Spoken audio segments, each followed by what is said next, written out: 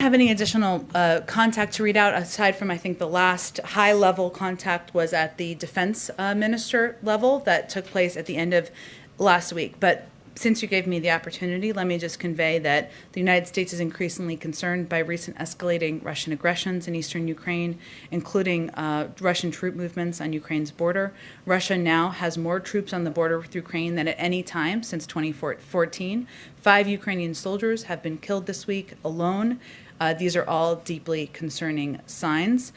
We are, of course, President spoke with President Zelensky, as you know, last week. In addition to reassurances to Ukrainian officials, the United States, we are also discussing our concerns about the increase in tensions in ceasefire violations and regional tensions with NATO allies. So that's another part of the conversations that is ongoing. But I don't have any engagements with the Russians to read out.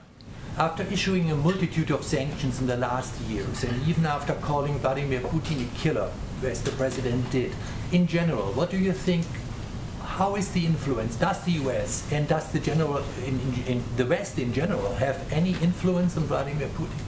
Do we have any influence on Vladimir Putin? Look, I think that is perhaps in some ways suggesting that just because someone does bad behavior, we shouldn't hold them accountable unless we know it's going to immediately change their behavior. And that's just not how we see foreign policy or how we see our engagement in the world.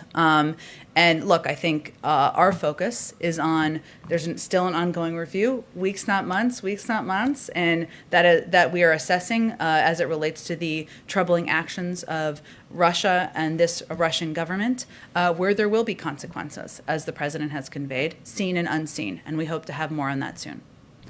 Go ahead. Just to follow up on your answer there regarding former President Obama, because you said they are in touch fairly regularly. Mm-hmm. Can you more clearly define fairly regularly? No, that would be violating their friendship. Okay. Is it fair to say he is... The privacy of their friendship, I should say. Is he fairly regularly in touch with any other former president? I would say he is the president former president he's most frequently in touch with.